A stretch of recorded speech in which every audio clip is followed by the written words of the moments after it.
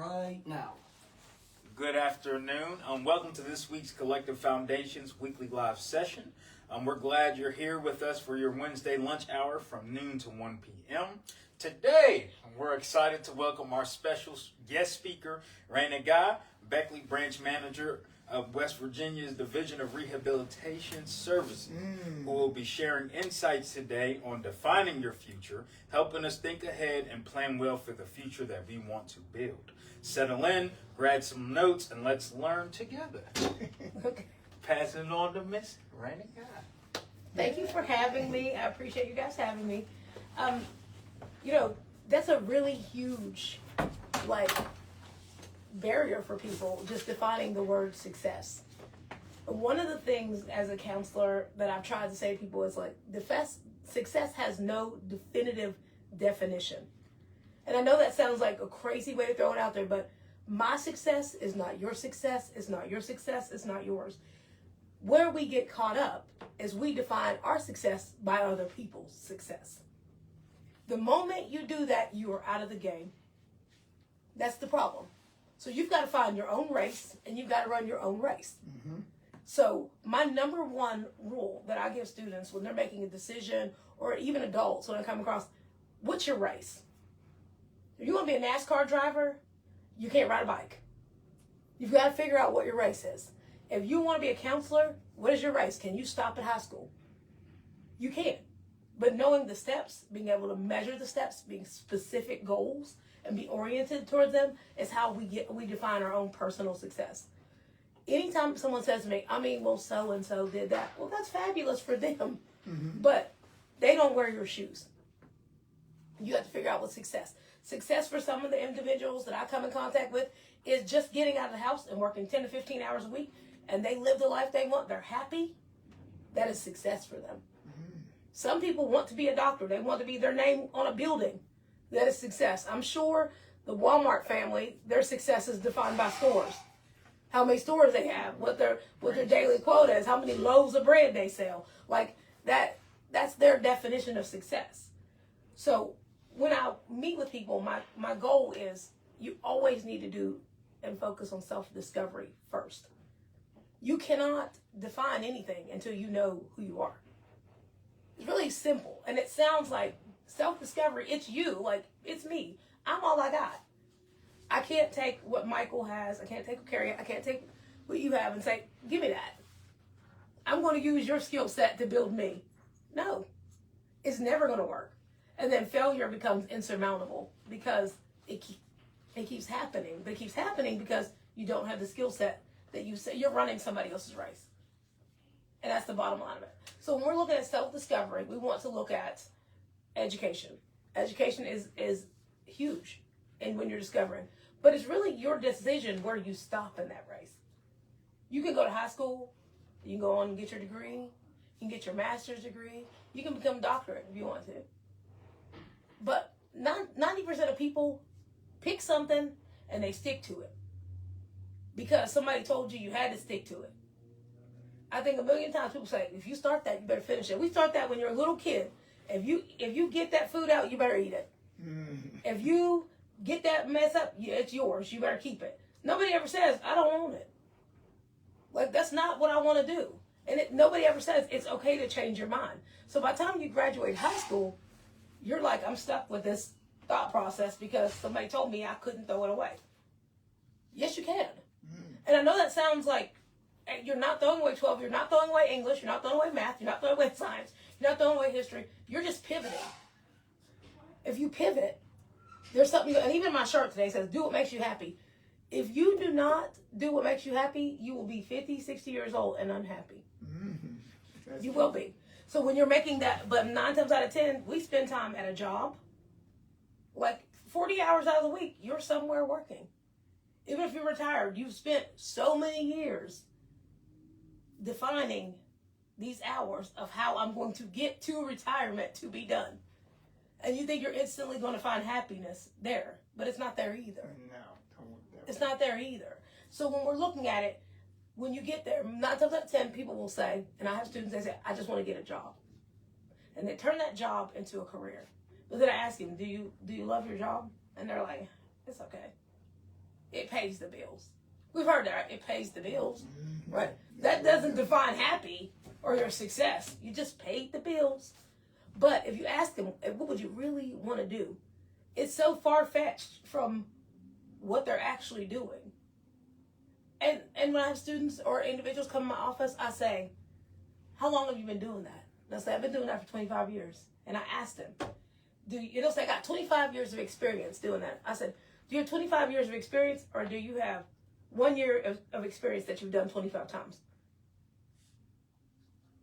I mean, it's a valid question. Mm-hmm. If you ask a forklift operator, and they say, I've got 25 years of experience, what else do you do at your job? I just move stuff. So you've done the same thing for 25 years, but you only have 1 year of experience because you've been doing the same thing for 25 years. So when you're looking at yourself, you have to ask yourself, do I need 25 years of experience doing something, or just that 1 year is going to be fine for me? Because I can tell you, as a social worker, I have 4 years of education. I have 10 years experience. But really, it's 1 year of experience doing it 10 times at a methadone clinic. And then I moved to another job, and now I have 11 years of experience doing one thing. So I have one year of experience doing it 11 times. Now, every person that I run into is different. And when I get bored, I'm like, okay, maybe I need to add something to the mix. But my happiness was really defined by finding things that I needed, things that I wanted, things that made me happy. Or I've even said to students, think about the things that you got in trouble doing. I mean, I know it sounds like a weird thing, but if you do something enough times and you get in trouble for it, somewhere along the line, you like it. You know, like you think you like it. I am a talker by nature. Oh. I got in trouble in school when I look back over it for talking. What did I do? I found a job where I can talk.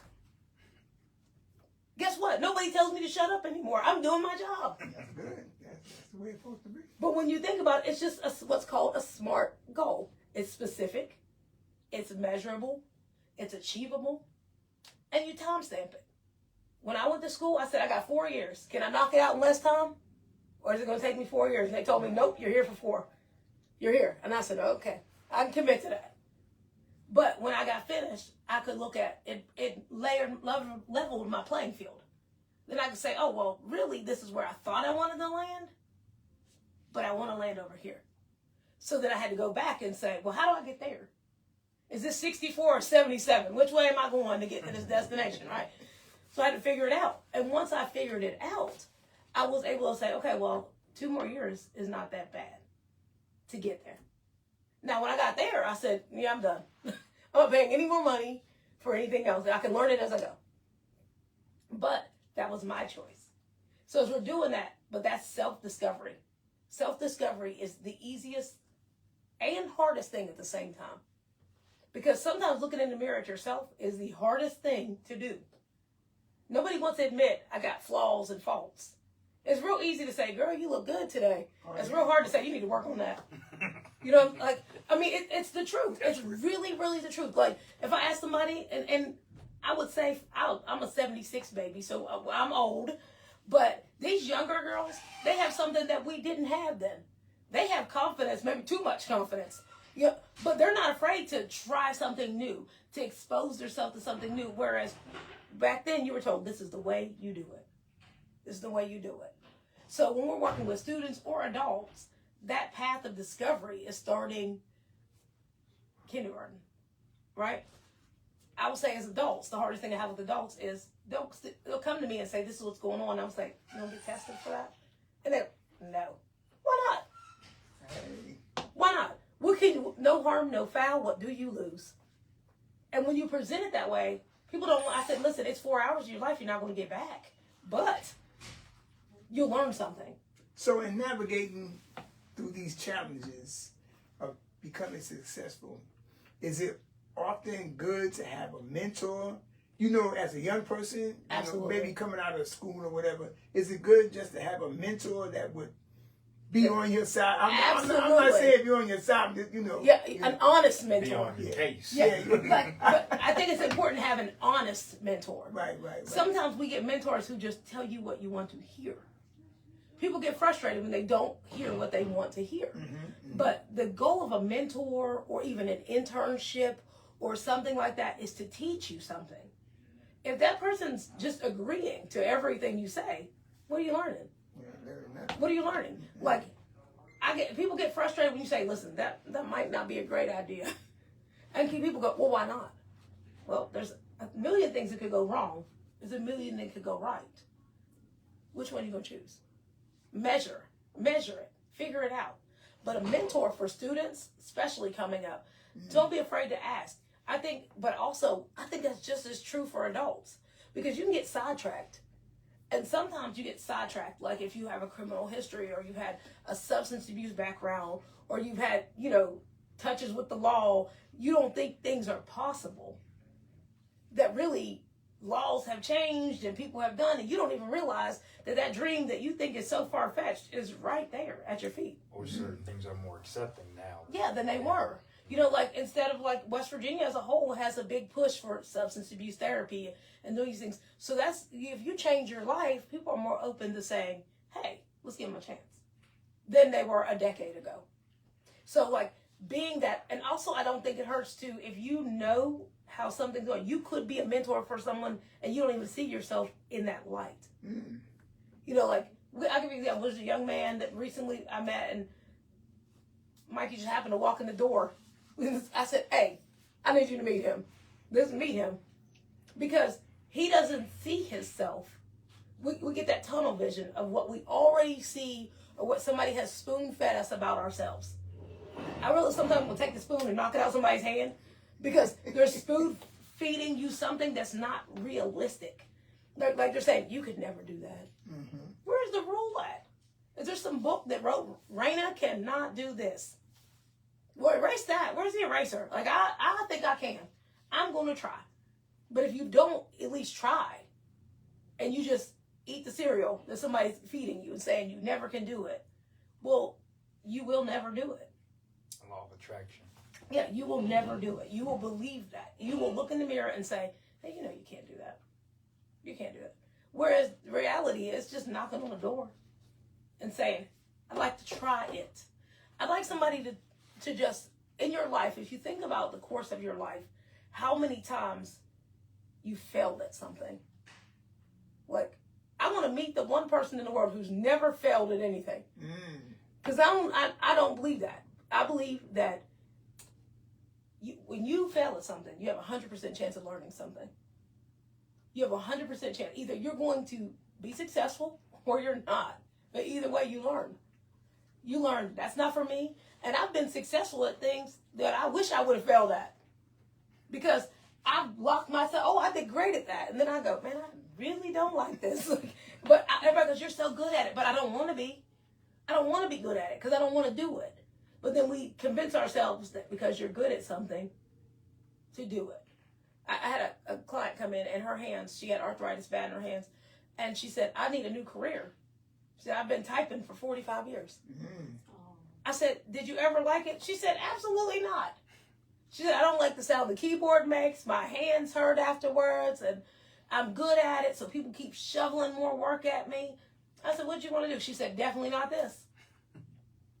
And so, we had to help her find a new career path. She was 60. Like, she was, she'd been doing it for a long time. Yeah, and she was just like, no, I'm done.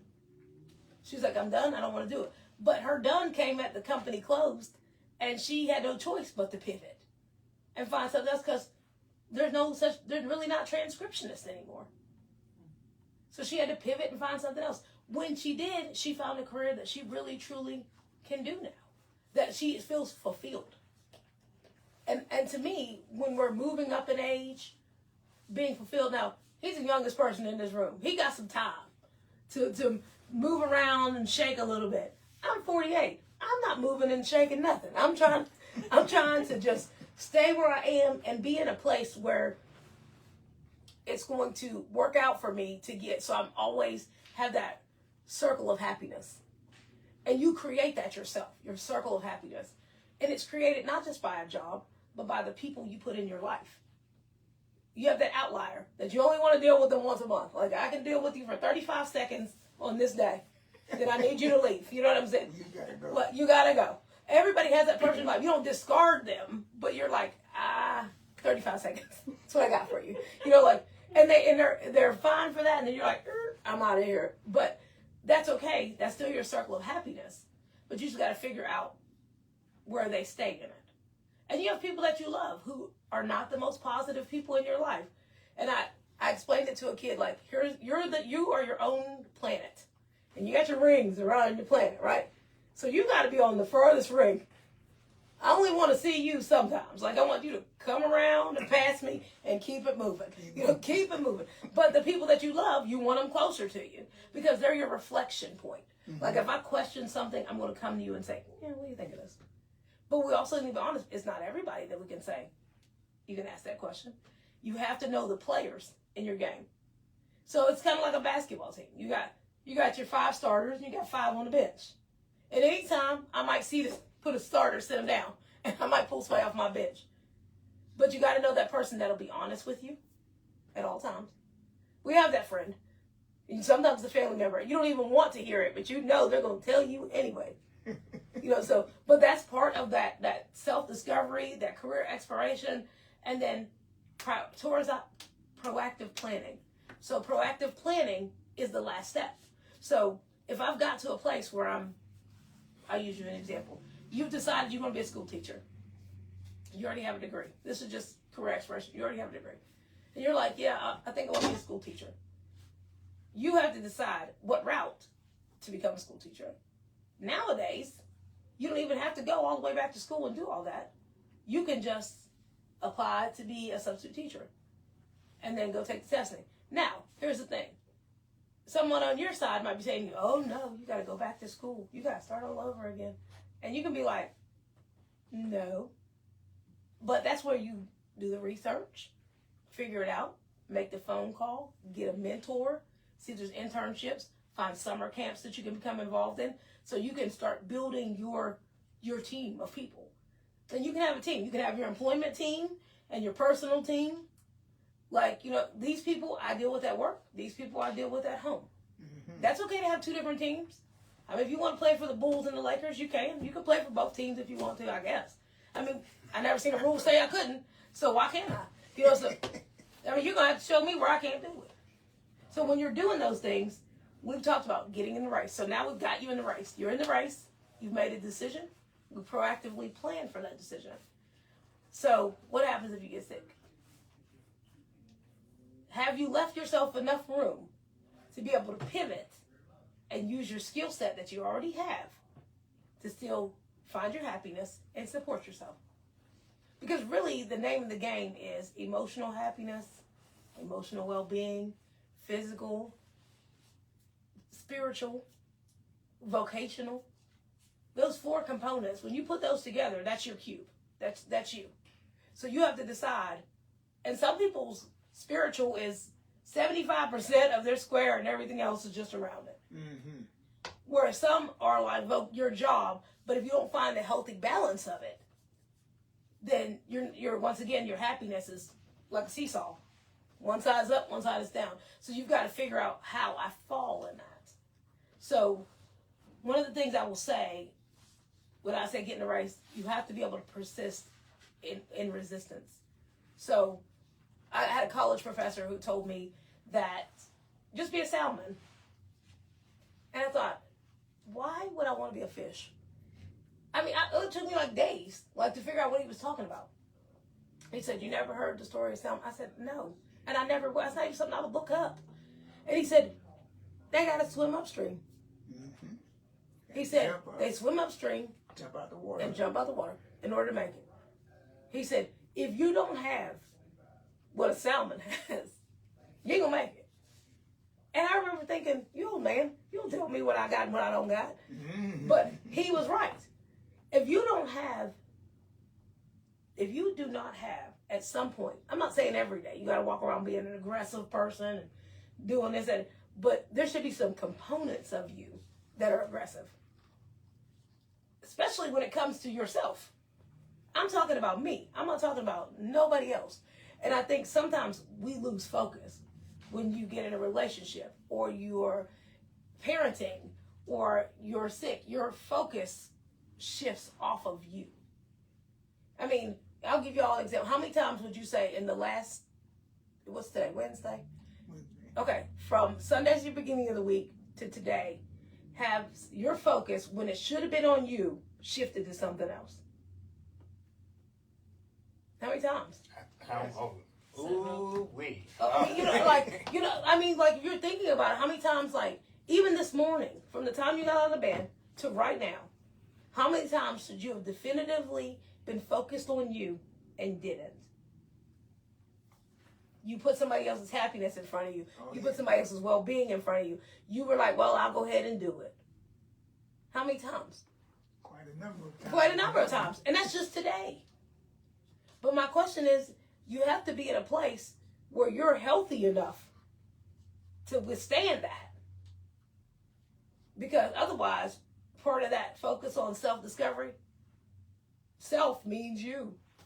It don't mean my kids. It doesn't mean my significant other. It means you. And I think we've been taught forever to not focus on I, be part of the team. Mm-hmm. Like, yes, there are moments that I am the team. There's no I in team. Yeah, it is me. I'm the team. That's it. I'm it today. But sometimes for saying that, like, but also what happens when you say, I'm not focusing on anything else you want me to do today, just me? How do people perceive that? What happens? Sometimes, I guess pretty bluntly, you receive that as kind of arrogant. Arrogant, right? You know what I'm saying? People say that's arrogant. Right? You thinking only about yourself. Not the team. You're not the team, right? They go, you're arrogant. But when you graduate with a college degree, who walks across the stage with you? You yourself. You walk by yourself. You're capping down. You're capping down. If you go for a job interview, who goes? You. Listen, if you go into surgery because something's wrong, there ain't nobody else in the bed but you. You know, like, I mean, so when you're thinking about, I'm not saying be like that all the time, but there are components of yourself to balance yourself that you have to be. Like, and I gave an example, like if you're trapped in the woods, and this is an example, this is social work class, but you're trapped in the woods and you've got a meal. You split up amongst everybody, right? So everybody stays healthy, right? But what happens if you give it all and you don't eat? And you keep doing that? Who's not there? You. So how does everybody else work if you do everything? If you take care of everything? And how does that work? Because nobody's learned how to be self-sufficient. You've learned how to self-sabotage yourself. But you've not learned how to be sufficient, because being self-sufficient would be teaching other people that you too have to assist. You too have to be part of the team. But if the moment comes, can you be? Are you going to study for the exam? Nobody else can put something in your brain. You have to. Can you pull yourself away from your responsibilities to do that? Or are you taking on responsibilities that aren't really responsibilities, just something that you've taken on? And that's part of that. Like, I know this is like, we're talking about finding yourself and defining success and doing these things. But also, you can't define your success if you have barriers to your sideline of vision to your success. Mm. But I think sometimes a lot of people, they're very hard to reach. Right. If you do have that mentor, I like Mike, and I think Mike be a great mentor for me, but he don't like me. Right. So, how can I, try to navigate around that to make him, because you can't make him, right? Well, you can't make him. Yeah, make him be your mentor. Yeah. You will be my mentor. Yeah, I said, man, I really like you, man. But how do we, navigate through something like that? Think about this. What you just said is that you find something about him that is like a lighthouse to you. You're finding something that, like his actions and the way he's moving, and you're like, man, I want to be like that. But you're not remembering that you too bring something to the table. Oh, okay. You know what I'm saying? So even if you're not like personally having this conversation with him, you can mentor by sight. Mm-hmm. Like when you see someone, like, okay, and I use, like if you have a governor or a pastor, you're not necessarily having a one-on-one conversation with them every day, but they are mentoring your actions because you are watching the moves they make. I told the kids in camp, I said, they're like, oh, you got to learn to swim with sharks. I said, I don't need to learn how to swim with sharks. I just need to learn how a shark thinks. I don't have to. I'm not hopping in the water with you. I'm smarter than that. But like, I just have to learn how you think to navigate. So if I learn how this boss thinks, if you want him, you like how he's moving and doing and things like that, you're watching his actions and you're building a schedule. You're building this like, okay, so A went to B, went to C, went to D, and you're acknowledging that. But that's still growth and you're still learning from that. It doesn't have to be one-on-one, face-to-face interaction. There's a lot of people in your life that you could say have mentored you, but they didn't physically come in and say, now you go do it this way. Right. You know, like, but that's even when you go and work an internship at a job. You don't have a relationship with everybody in there, but you're watching what they do and how they do it and how they interact. Because there's something also to learn from watching somebody do it the wrong way as well. If somebody does something that's the wrong way, you're like, yeah, you know, maybe that ain't the way I'm going to do it. You know, like, and that's the same as when you see someone commit a crime or do something like they're on drugs or whatever. You can also, that in a positive way as well, teaches you like that's not what the road you want to take. No, definitely. You know, but you learn it by sight. You don't go up to that person and be like, you know what drugs you on? Like, let me try that too. You don't do that as much as you say, you know what, whatever they're doing, that's not the road I want to take. Thank you for that intel. Because they've given you information, valuable information that you don't have to use per se, but you have the knowledge. And you take that knowledge and you build your house with it. You know, we talked about with the younger individuals we work with about building a foundation for your life. Mm-hmm. So when you're building this foundation, what are you building it on? Because what happens with all of our students and majority of adults is that you're building a foundation on what somebody else's grounds of success means. Success for you might mean, and I'll use houses. It might be we deal with the kids. I want a 4-bedroom house and 3 bathrooms and this many windows and this many doors and a pool in the backyard and this, that, and the other. Okay. Then you have the next kid says, I just want an apartment. 1 bedroom, I don't want to be bothered with people. So the other kid turns and says, that's terrible. And I said, why is that terrible? That's what he wants. This is what you want. That's right. Two different things. 2 different paths. They both are, and I had to say to them, guess what? It's still housing. His goal's just different. That success can be that simple. When they're little people, you're defining success that simple. What kind of car do you want? I want a Bugatti. I want a minivan. Why do you want that? All my family can fit in a minivan. This kid's like, I want to drive fast. You know, like, that's the definition of success at this age. But then you have kids that success to them is just eating today. I ate today. True. Just getting a meal. Yeah, just being fine. You just have to figure out where you fall in it. But it has to be stable. Wherever you start at has to be stable. So we start stable. But what we're seeing now in this world is kids are getting to 13, 14, 15, 16, and it's not stable. And that's when you start making decisions. Like, when you're leaving 8th grade, they're saying, what track are you going to be in high school? You got 4 years. It's the beginning and the end. Is it? I didn't ask to be here. Like, you told me I had to come here. You know what I'm saying? So 4 more years of this, right?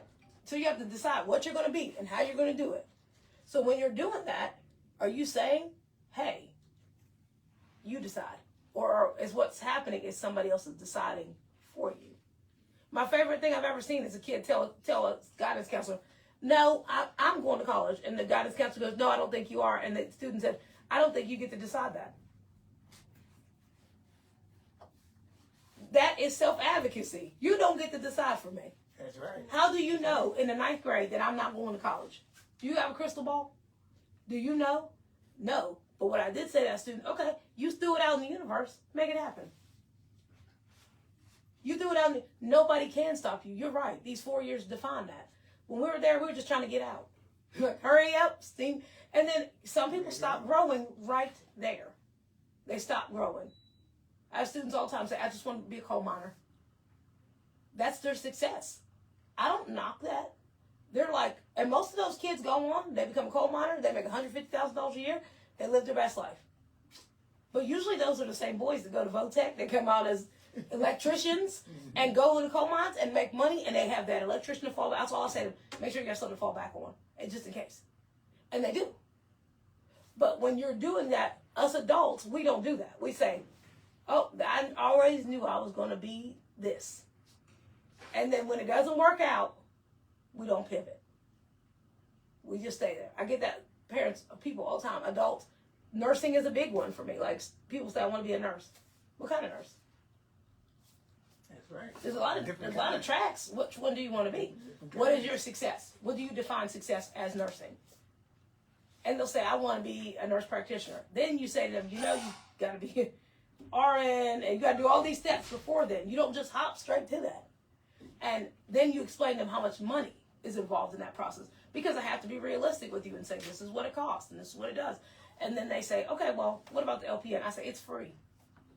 You can go over there in 10 months and be an LPN. Mm-hmm. People pivot fast. What do you mean? I got to pay? Pivot. I say, if you don't like it, for a year, you're no harm, no foul. You're not broke.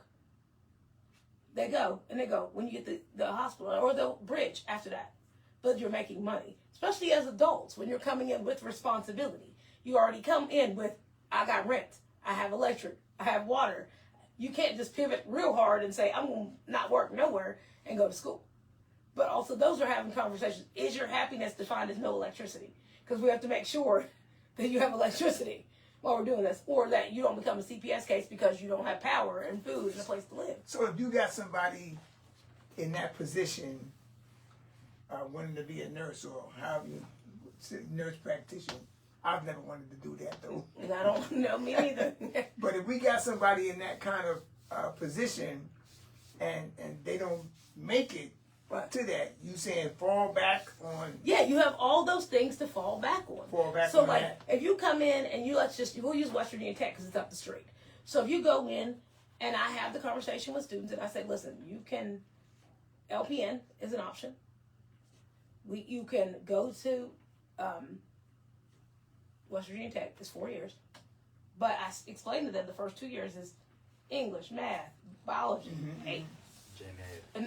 anatomy, physiology. You're going to take all that. You know what I'm saying? And then the last 2 years is nursing. And they're like, yeah, that's right. I want to get my BSN. I want to do that. That's fine. That's fabulous. They leave there. They have 4 years of education. Now, having said that, then you have to have your time as a nurse before you can go to nurse practice school to do it. So you're going to end up, and that's another 18 months to 2 years. That's fine. But at least you could always work as a nurse if you don't go that far. Now, my students that come and say, I just want to be an LPN, they go to the 10-month program, they become an LPN. Normally, they don't stop there. I mean, because there's so many other options because hospitals will pay for school for you that they just go on and get the next level. But they usually are doing it with little to no debt. And that's amazing. You know, you can go to Bluefield State, or you can't go to like Tech, but you can go to Bluefield State, you can go to New River, or you can go to any of the community and technical schools and get that. So that's the same as if a student comes into and they're lower functioning and they say, I want to work in a hospital. See, that's different. I have to learn how to help them define their success. Because working in a hospital, there's hundreds of jobs. There's so many moving parts in there. Simply taking a tour of a hospital and they say, I want to do that. And I'm like, what is that? I want to be the person that somebody calls that I transfer them to their loved one. Oh, you want to work in the front of the hospital. They don't want to do with blood or nothing like that. They want to, or I want to clean a hospital. I want to be in the kitchen in the hospital. Like, defining what is their success level. That's it. That's career exploration. That's just looking at them and saying, is that really what you want? Simple questions like, do you like to get dirty? Do you like blood? They seem like little simple questions, but if you don't like blood, you know what I'm saying? Like, you want to have those conversations because success for them, the same as kids that want to work in a state park. All they want to do is be surrounded by trees and grass. Is that my dream job? Absolutely not. I don't want to run into a bear, raccoons, possums, nothing. But like, I don't want to pick up other people's trash. I don't want to do any of those things. But if that is their dream job, simply walking around that park and saying, this is where I want to be, this is where I feel whole, this is where I feel happy. But I doubt any adult, any of us here, even myself included, never went around and walked around and said, hey, this feels good. This feels like where I'm supposed to be. Before we said, I'm going to be. And I think that's the part we miss. We just hang our hat on something. It's like there's little things hanging out the wall, nursing, cop, attorney, doctor, and you just take and hang your hat on one. And you don't even like look at it or explore it or talk about it. And then you get in there and you're halfway there and you're like, no. Yeah. One thing that speaks to that is how many individuals who graduated from college who are working in a job outside of the field that they got their degree in. Absolutely. Absolutely. Because that's a very large number by percentage. Yeah. Okay. Oh, yeah. You don't normally, your first job is normally not, unless you're very specific. Like, if you go to school to be an OT, you get out, you're an OT. If you get out and be a nurse, you're a nurse. You get a degree in social work, you might be anywhere. You might be in a school, you might be in a hospital, you might be working, you might be doing child protective services, you might be in adoption, you might be anywhere because the degree is so vast of the things that you can do. Or I have students, I got a business degree. I don't know where you can be anywhere from selling a cell phone. Yeah, or you get a regents degree. Nothing's wrong with any of those degrees, but you don't know where you're going to land. So then you really have to double back and pivot and say, did I go to college to sell phones? And then, I will tell you, a business admin, business degree, that degree is broad. Like, you can say, okay, so then that's really where you've got to double down on, like, happiness, education, my interests and profiles, my personality. Where do I flourish at? And that's probably the hardest thing for people, is they're like, I don't know. And I'm like, I don't either. So, when somebody says to you, you don't know. I don't know enough about you to help you do that. But hopefully we can figure it out. But a lot of it is you. Just simply you saying, no, that doesn't work for me. I've seen people who got business administration degrees and they run a bar. Happiest people in America. They're out there, they're learning things. People are happy and they go home. But I always ask myself, do I want to be like, do I want to be 50, 60, 70, and I'm a barfly? I just ask them, like, what do you want to do and how do you do it? But you can figure it out. But, like, you might be the person that has 5 bars from there. You might take that business administration degree and own 5 bars. Mm-hmm. Or you might own 17, Dollar Generals. Or you might own a Dollar General. But using that degree and figuring out what you love about it, because there's always going to be components of something that you don't necessarily love. But a dream job is somewhere between happiness, like, and love. You got to love enough to get up on the days you don't even like it and go. And that's why we have leave.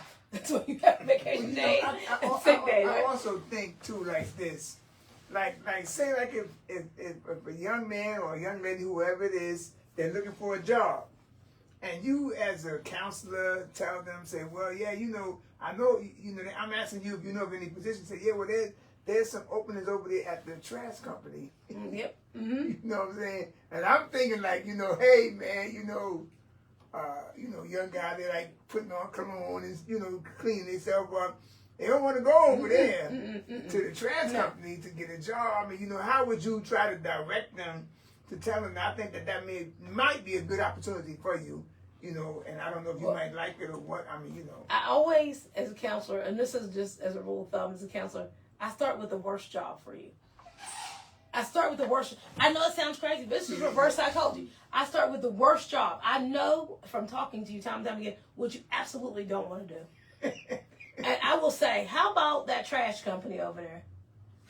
I have a client like that. Every time he comes to my office, he's clean as a whistle. There ain't a hair out of place. And I say to him, trash company, they're hiring. What? Absolutely not. I say, oh, well, they're hiring over there at Kohl's. This is unacceptable. He goes, I just don't feel like that is for me. Okay, I'm so glad. Okay, what about Kohl's? Okay, I could do that. Because Kohl's don't sound as bad as that. But then when I said then that job pays 20 and that pays 12, see, this looks better now. See, it looks better now. Because you have an expectation of the dollar amount that you're worth. Which is another thing, know your worth, right? Mm-hmm. That's part of self-discovery, knowing your worth, right? So if I think that I am, and I've seen this, I, as a manager, I've interviewed people, and when we offer them the going rate for their job, they're clutching their pearls and appalled. And I'm like, you have no experience. You just have a piece of paper. You know what I'm saying? Like, what do you want to do? And they'll say, well, I just can't work for that. But there is a true estimation of your worth and your self-value. I'm not going to pay you for your self-value. I will pay you for what your piece of paper says and the amount of work you're going to do. So we have that a lot of times as people say that, and you have a self-value. You put there are places you never see yourself, right? So for me, I don't like math. It would be a horrible job for me where somebody would ask me to measure things all day long and like climb on a roof or tell you how many shingles go on the roof. That would be a terrible job for me. I'd be wrong. And I'd be bad at it. And I can tell you before you hired me, I'm probably not going to be the best person for this job. But if you want to pay me, I'll do it. But it's not going to be right. Mm-hmm. But here you go. If you walk in, and I have this, we talk about young girls nowadays. You think that TikTok and Instagram and what you see on there is reality.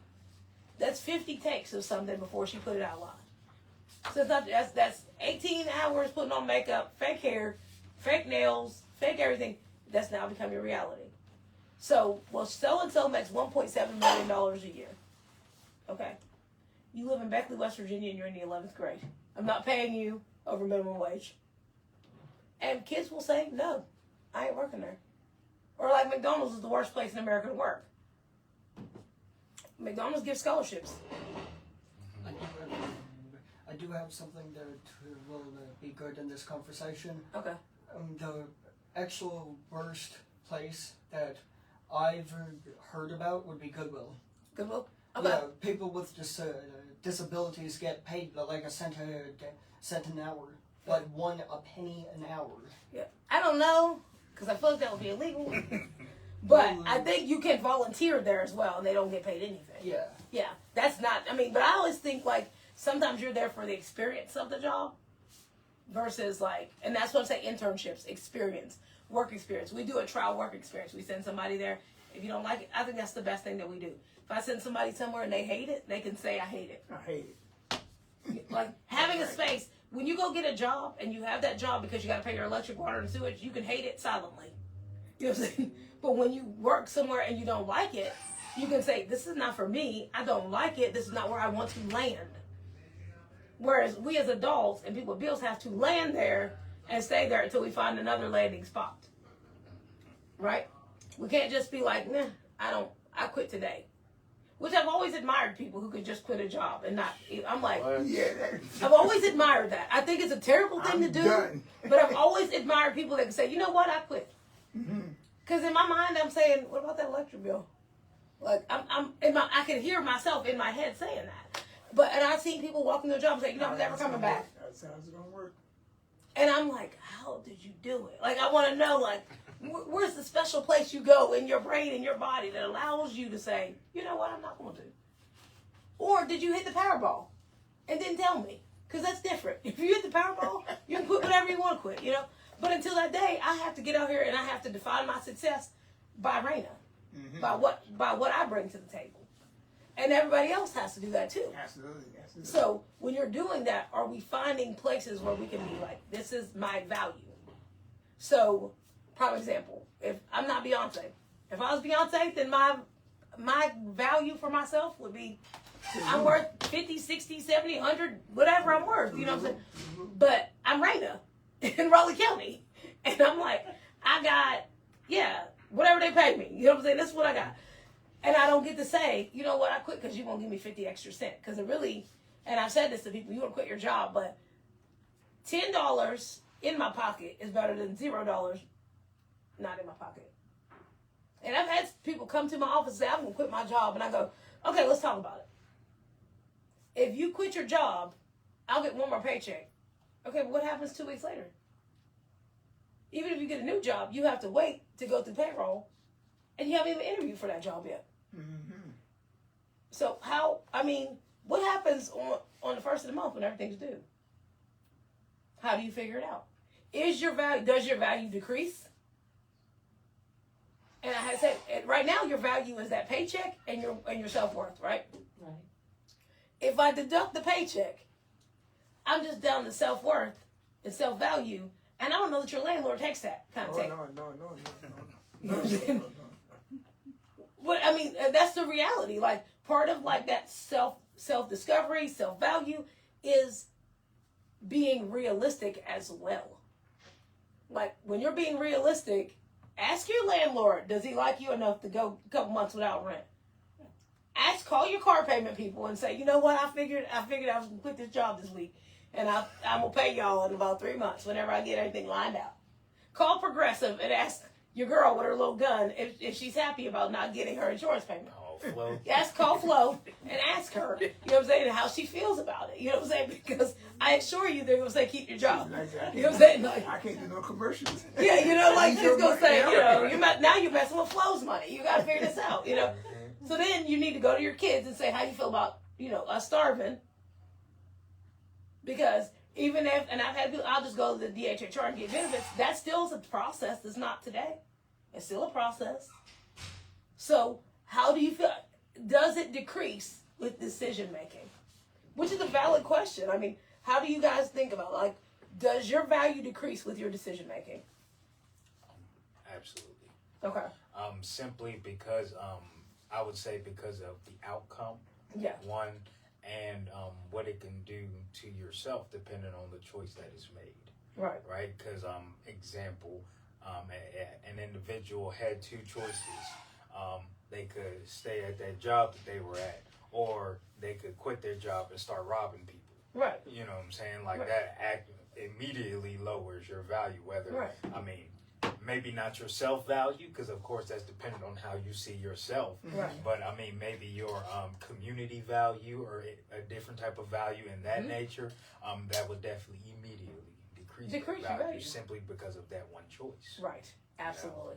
And I think that also speaks to kind of like, I think that kind of speaks to, in a way, how you were talking about how we see ourselves in a way. Because, like, say an individual who may be a felon, right? They may have that feeling now that, like, even though maybe it happened years ago, whatever happened, they caught a felony when they were 20 or something like that. Now they're like 40s, 50s or something like that, and may still have that mentality that their value is down, whereas at a certain point that value can change. You know, certain absolutely. choices, just like it can bring it down, can bring it back up. Absolutely. I think that kind of like how you were saying, like finding that value and ways to get around that inside of yourself is important, because I mean, it is a different time. You know, certain things are acceptable that we're not at a different point. Absolutely. And there are many workarounds to very common situations for people. So yeah, I would definitely say the choices definitely can dictate your value greatly. Yeah, absolutely. Right. What do you guys think? I think that self-worth, you know what I'm saying? I believe that my worth is more than what I can think it to be. I think that I'm, you know, if I look at things, I think that that's not worth much. But then I look at it again, I say, yeah, that's worth much. That's worth a whole lot more than what I think it is. So I think that my self-worth, I think that I'm worth more. You know what I'm saying? So if I go to a position or go to a place, I mean, even if I go to work at McDonald's, I'm still worth more. Yeah, absolutely. I mean, it doesn't absolutely. matter, you know what I'm saying? I mean, you know, they could give me 2 days a week to work. I'm still worth more. Right. So, you know, I said, if that don't work out, I go over to Burger King. Yeah, exactly. There you I'm go. still worth more. Yeah, You know what I'm saying? exactly. So I'm not going to stop. I think that my self-worth will cause me to continue to want to push myself. Exactly. Absolutely. I think, and that really is like a value. Like, if you're learning a work ethic along with your value, because if your ethic, and that's a lot of times these kids are not getting jobs until 16, 17, 18. Like, I got my first job the day I turned 14. I was like, oh, I want to work. Like, I need money. Not that I needed money, but it was part of like, hey, I can, so why wouldn't I? But now we're pushing to 16, 17, 18. Well, if we're honest, if you look at what your Social Security credits are, you have to have 40 Social Security credits. Anybody know that? It's 40 Social Security credits to be eligible for Social Security. So you can only get like 4 a year or something like that. It's something like 4 a year. But like by the time I was 24, I had enough that if something happened to me, I could get Social Security. But if you've never worked, then you'll draw off your parents. But then the moment you work, you have to have those hours. So when we ask people, like, do you get Social Security check? And they get $500 or $600 a month, which is not a lot of money, you haven't paid into the system. So they get you that way. Yes, sir. Mike, it's You can 1251. Okay. So like, you haven't paid into the system. So people are kind of like, oh, you haven't paid it. You haven't done your part. But people do get sick and people do get hurt and things do happen. But when you learn a work ethic early, I think it's something that stays with you your entire life. So if you start out, you know, there are parameters in place. When you're 14, you can only work so many hours. You can only work certain hours. They don't let you work all night. You're not going to keep a 14-year-old in there until midnight. They don't allow that. You know what I'm saying? But you can't work past 9 o'clock because your school is your priority. Yeah. So you do that. So as you start to work, you work a little more, you work a little more.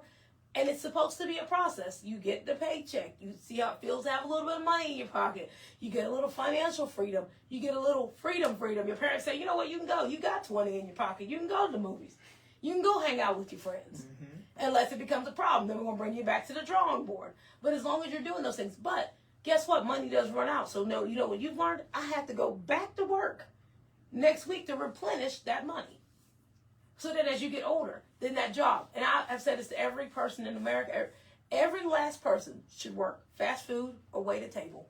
I believe that you need to learn customer service and how to treat people. Not only will you be on one side of it, having to learn what the other side looks like so you don't mistreat people.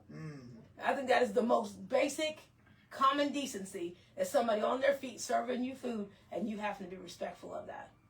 My first job was being a waitress at Pizza Hut. Oh, yeah. And some people were really nice, but some were they didn't like me. Yeah. You know, and it was a hard Toughen your road. skin, right? And so little, like I was like 18. Yeah. Yeah. Toughen your skin, right? Toughen your skin. Toughen Look, your skin. listen, I will tell you, my first job was at Roy Rogers.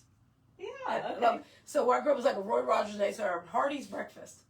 And I had to wear all white. I kid you not. And I would work on the weekends because my parents were like, you know, I work on the weekend. I had to be there at 5 a.m. Now I'm a kid. I'm trying to get there and walk there. It's dark. Aww. And I would be covered in flour coming out of there. I'd have flour on my face.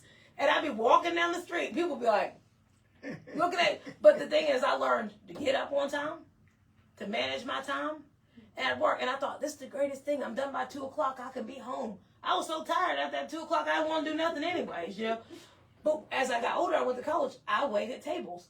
If I could go back and wait, I waited at a Denny's, and I worked at 10 at night till 7 in the morning. And I will tell you something, I probably made more money at that Denny's working than I do right now with a master's degree. Because I loved it. I loved the hustle and bustle of it, and the people, and people were drunk, and it was rowdy, and it was just like, have a seat, you know, like, whatever. But the thing is, you also learn time management. You learn how to talk to people in a way that, because I want you to pay me.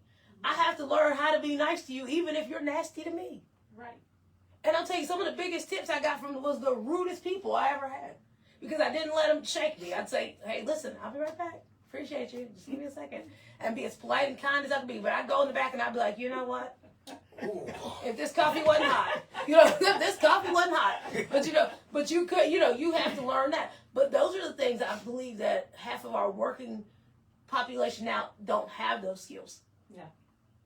That's true. They don't have those skills. You don't have the soft skills that are required to even boost your own self-esteem. Yeah. Because you prove it in the way you talk to yourself. Because we all do self-talk. Even how you talk, you're not nice to yourself. Mm-hmm. I see people look in the mirror and go, I mean, I have worked with people, I've managed people who say, I'm just a terrible employee. I'm like, really? I like that what you did, it was so bad. I mean, I've been here, you know? But even in the way they talk to themselves, so what they'll accept is not it. Like, yeah, we all should have grace. I mean, my self-esteem, I feel like I ain't no 10, but I'm close. You know what I'm saying? Like, I mean, but that's how I tell myself. Yeah. Now, however somebody else views me, that's fine. Because they're allowed to have their view of the world. Yep. But what you're not allowed to do is pour it on me. Right. You can have it. That's right. That's right. Mm-hmm. And I think that's where we miss the message. Like, you could think I'm a 2. That's fine. Just keep it to yourself. Write it in your journal. Listen, but pray for me if you think there's something. Pray for me. You know what I'm saying? Pray I'll be a 4. You know, pray for me. You know. But the thing is, I can't let that. You know, I'm not Teflon, so things hurt you. Oh yeah. But do you learn, like, does somebody else's thought process? Now, we said our decisions can diminish it. Does somebody else's thought process diminish my self-worth? We can if you let it. But we also have to learn to be like, welcome, thank you for your opinion, warranted or not. Have a great day. Good day. Yeah. And I think that's what we think we can't give somebody, we just try to walk on. But sometimes people don't know better. So me saying, thank you, I appreciate it, have a great day, lets them know that meant this much. And in the scheme of the world, that person usually has that kind of thought process. If you're smart, they're out on your rings of your planet, and they don't have a lot of input or effect on you. Because I'm going to keep pushing you. Maybe you fall off the ring. I keep pushing you out. Maybe you won't be there. You know what I'm saying? But we have to make decisions about how we feel about ourselves. Absolutely. Okay. Well, you know, I also, we almost done, we come to it. But I also think, you know, you talk about waitresses. I've never done that before. But I think, you know, like, I used to go to places where the waitresses would treat us really, really nice. And they was always so kind. You know, we leave them a good tip. So when we go back to that same establishment, we ask for that individual. Absolutely, absolutely. You know, not that the other waitresses weren't any good, but we wanted the waitress that we were established with. Absolutely. We wanted her. You know what I'm saying? You know, put us in her put her in us in her in her section. Yeah. Yeah. But also, that's her aura that she gives off, like this positive aura which tells you that who doesn't want to be around people that like themselves? Right. Absolutely. We want to be around people that are like, that's their success. I met people that love the waitress. That's the only job they wanted. They want to work at the fancy restaurant waitress. And I thought to myself, I'll stick with Denny's. I'm regular, you know. But you figure that out and how you get there and how, like, it's just a beautiful stepping stone, in my opinion.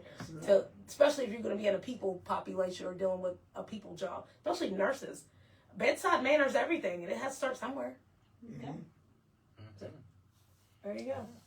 All right. Well, coming to an end, I will say, is there one thing that you would like to leave us with?